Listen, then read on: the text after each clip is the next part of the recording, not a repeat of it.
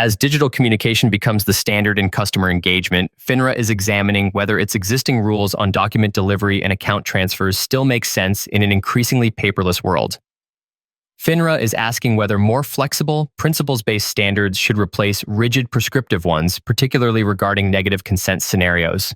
FINRA is also exploring whether its rules should be better aligned with those in the investment advisory world, where digital delivery and flexible account transfer protocols are more common.